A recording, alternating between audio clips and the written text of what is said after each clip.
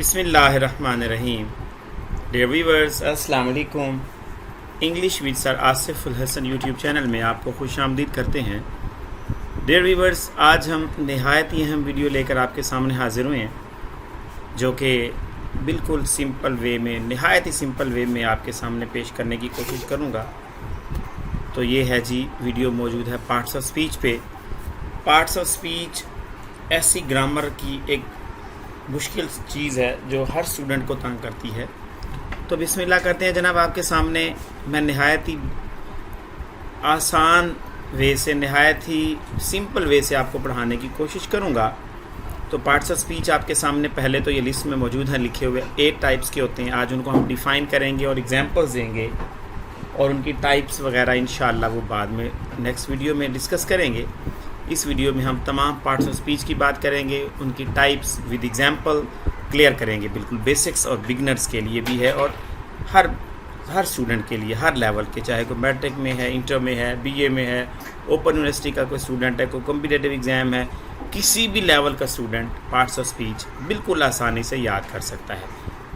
तो बिस्मिल्लाह करते हैं जनाब। सबसे पहले है जी, पार्ट्स ऑफ स्पीच में नाउन है, दूसरे नंबर पे प्रोनाउन है, फिर verb, adverb, adjective, preposition, conjunction and interjection.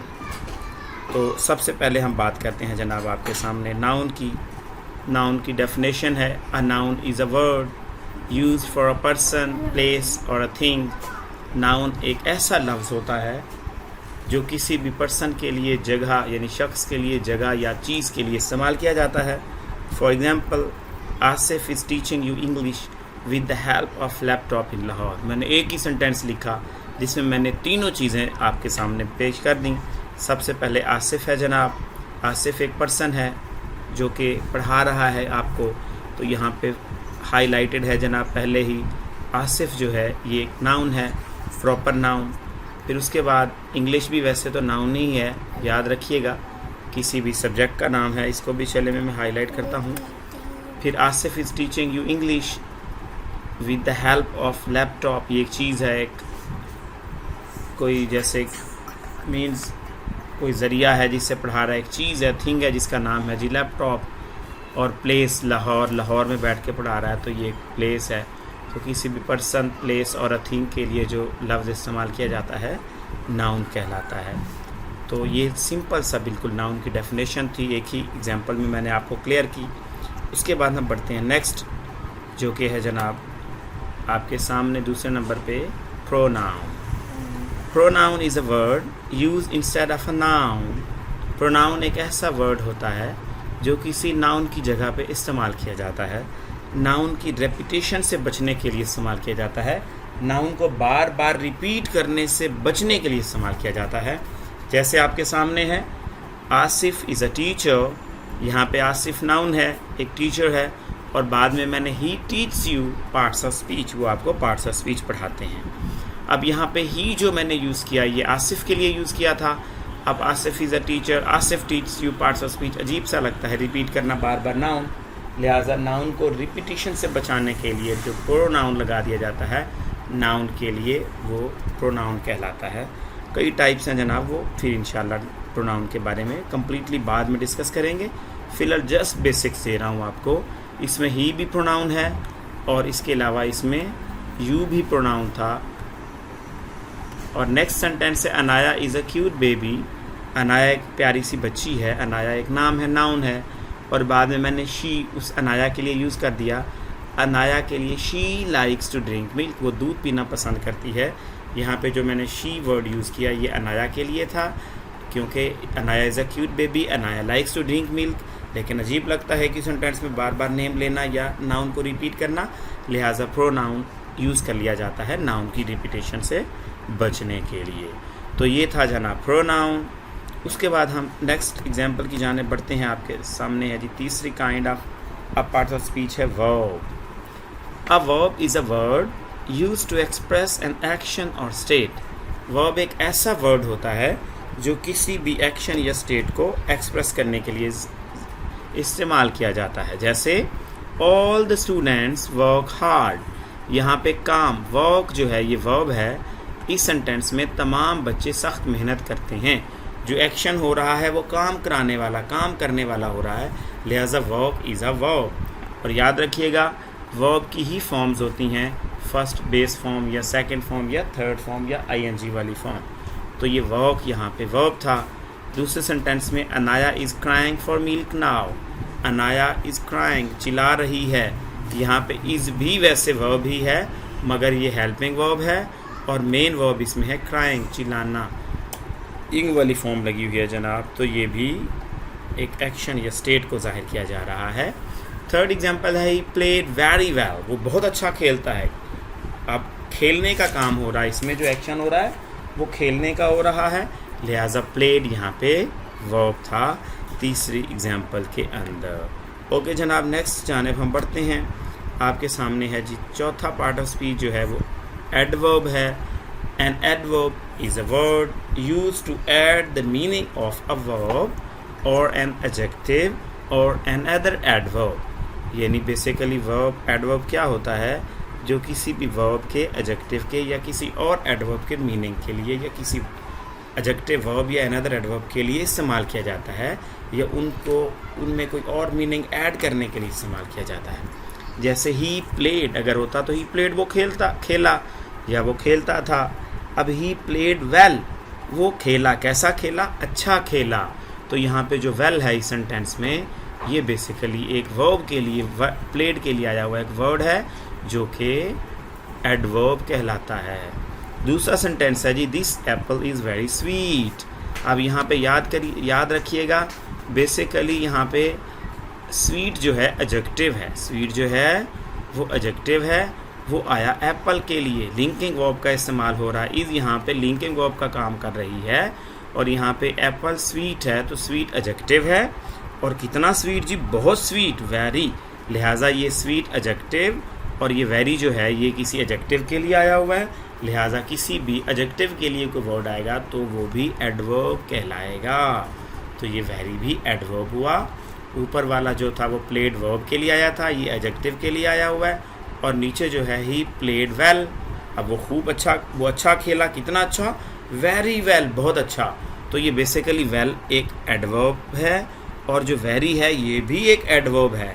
क्यों, ये किसी और अनदर एडवर्ब के लिए आया हुआ है, लिहाजा यहाँ पे ये दोनों के दोनों ही अगर याद रखिएगा, ये भी एडवर्ब और ये भी एडवर्ब। मगर वेल जो है वो एडवर्ब है, किसी वर्ब के लिए आया हुआ है, और जो वेरी है वो किसी अनदर एडवर्ब के लिए आया हुआ एक वर्ड है जो कि आल्सो एडवर्ब कहलाता है। तो डियर व्यूअर्स, ये सो सिंपली आपके सामने मैंने एडवर्ब पेश किया। उसके बाद हम नेक्स्ट पॉइंट की जानिब चलते हैं जो कि है एडजेक्टिव। निहायत ही अहम टॉपिक एडजेक्टिव। सबसे पहले डिफाइन करते हैं जनाब, an adjective is a word used to add the meaning of a noun or a pronoun। Adjective एक ऐसा वर्ड होता है जो किसी नाउन या प्रोनाउन के मीनिंग में इजाफा के लिए आया जाता है कि वो क्वालिफाई करता है। सबसे पहले मैं बोलता हूँ ही इज़ अ टीचर, अगर हम बोलें वो एक उस्ताद है। अब he is a good teacher, यहाँ पे कैसा उस्ताद है जी, अच्छा उस्ताद है, वो एक अच्छे उस्ताद हैं। तो ये टीचर नाउन था, गुड एक नाउन के लिए आया हुआ एक वर्ब है, यानी कि टीचर की अगर हम बात करें तो ये टीचर है नाउन, और ये नाउन के लिए आया हुआ गुड एक लफ्ज़ है जिसे हम एडजेक्टिव कहते हैं। यू आर स्मार्ट, स्मार्ट भी किसके लिए आया हुआ है, यू के लिए आया हुआ है। आर यहाँ पे लिंकिंग वर्ब का काम कर रहा है और यहाँ पे स्मार्ट यू के लिए आया हुआ है, किसी प्रोनाउन के लिए आया हुआ है। तो स्मार्ट एडजेक्टिव हुआ क्योंकि ये प्रोनाउन के लिए आया हुआ एक वर्ड है। उसके बाद है जनाब एक सेंटेंस में लिखा जिसमें बहुत सारे मैंने एडजेक्टिव दिए।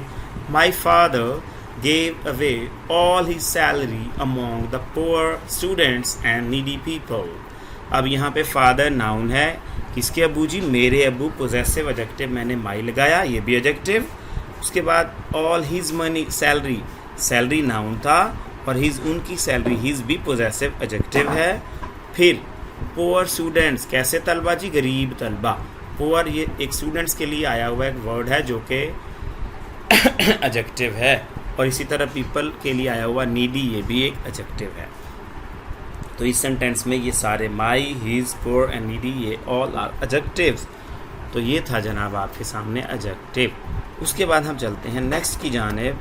जो कि हमारा 6 है जी प्रपोजिशन। इसको प्री पोजिशन भी कहा जाता है। प्री पोजिशन यानी किसी भी पोजीशन से पहले आने वाला word. Preposition is a word that shows the relationship between a noun or a pronoun and some other words in the rest of the sentence। याद रखिएगा, ये किसी भी सेंटेंस में डायरेक्शन के लिए, फ़िक्रे की मुनासबत को सही करने के लिए भी यूज़ किया जाता है। जैसे I saw a cat under the table। मैंने एक बिल्ली देखी। कहाँ देखी भाई? टेबल के नीचे देखी थी जनाब। अंडर यहाँ पे क्या हुआ? प्रपोजिशन है। She is fond of cooking। Of यहाँ पे याद रखिएगा, ऑफ प्रपोजिशन है। और एक चीज़ यहाँ पे क्लियर करता जाऊँ, प्रपोजिशन अपना ऑब्जेक्ट हमेशा लेके आता है, जिसे प्रपोजिशनल ऑब्जेक्ट कहा जाता है। जैसे cooking is a noun, prepositional object है, जिरंड की फॉर्म में, याद रखिएगा। Why are you singing in the class? आप क्लास में क्यों गुनगुना रहे हो, गा रहे हो? इन यहाँ पे प्रपोजिशन है। ये तमाम थे जनाब प्रपोजिशन। और उसके बाद हम 7th की जानिब बढ़ते हैं, दैट इज़ कंजक्शन।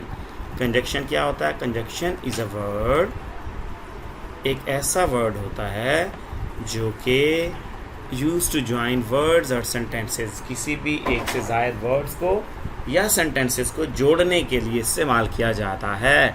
जैसा कि I like watermelon and mangoes. मुझे वाटरमेलन, तरबूज और आम पसंद हैं। यहाँ पे जो एंड है वो जोड़ रहा है दो वर्ड्स को, दो चीज़ों को, वाटरमेलन और मैंगोज़ को।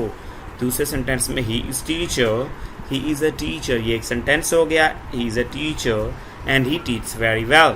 और दूसरा सेंटेंस है ही टीच वेरी वेल। तो दो सेंटेंसेस को जोड़ने वाला है यहाँ पे एंड, ये कंजक्शन हुआ। इसी तरह थर्ड सेंटेंस में शी इज़ रिच, ये भी एक sentence. But she does not help the poor, she doesn't help, वो गरीबों की मदद नहीं करती। ये भी दो सेंटेंसेस को जोड़ा गया है बट कंजक्शन के साथ। तो याद रखिएगा, एंड और बट ये क्या थे? कंजक्शन से, जो कि फ़िक्रों को जोड़ने के लिए या वर्ड्स को जोड़ने के लिए या फ्रेजेस को जोड़ने के लिए, या अच्छा सेंटेंसेस को तो नहीं, क्लॉजेस को कहोगे, क्योंकि ये सेंटेंस तो सॉरी जनाब एक ही था, ये दोनों आखिरी क्लॉजेस को जोड़ने के लिए इस्तेमाल किया जाता है। ओके जनाब, उसके बाद लास्ट पार्ट ऑफ स्पीच है इंटरजेक्शन, जो कि an interjection is a word which expresses some sudden feelings. अचानक कोई फीलिंग्स हूँ तो ये खुशी के लिए, गमी के लिए या हैरत के लिए इस्तेमाल किया जाता है। जैसा कि hurray, we have won the match. Aha, we have won the match. Alas, we have lost the match. यहाँ पे हुर्रे, अ लॉस, ये दोनों इंटरजेक्शन है। और what a beautiful piece of painting, how well she sings, वो कितना अच्छा गाती है। और याद रखिएगा, हुर्रे अलाउस के बाद भी लगा हुआ है साइन ऑफ एक्सक्लेमेशन, और इन फिक्रों के एंड पे भी तो ये निशानी ही होती है इंट्रोडक्शन की। अक्सर ये साइन ऑफ एक्सक्लेमेशन यानी एक्सक्लेमेटरी साइन भी लेकर आते हैं। तो जनाब ये था इंटरजेक्शन, और इस तरह हमारे कंप्लीट हुए 8 पार्ट्स ऑफ स्पीच। तो जनाब thanks for watching and request last पे please subscribe, like and share my YouTube channel English with Sir Asiful Hassan। अल्लाह हाफिज़, अल्लाह आपका हामी व नासिर हो। हाँ जी, कमेंट सेक्शन में लाजमी बताइएगा कि आपको ये वीडियो कैसी लगी, और अगर अच्छी लगी तो लाइक तो फिर बनता ही है ना जनाब। ओके जनाब, अल्लाह आपको हर मैदान में कामयाबी से नवाजे।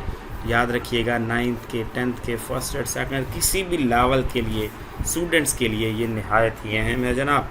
और इसके अलावा मैं इंशाअल्लाह इसी चैनल पे स्टडीज़ के लिहाज से कोई भी न्यूज़ होगी, कोई भी पेपर होगा, कुछ भी होगा, अपलोड करूँगा इंशाअल्लाह। बेस्ट ऑफ लक, अल्लाह आपका हामी नासिर हो। English with sir Asif lesson को सब्सक्राइब करना मत भूलिएगा, लाइक एंड शेयर करना मत भूलिएगा। बेस्ट ऑफ लक, अल्लाह हाफिज़।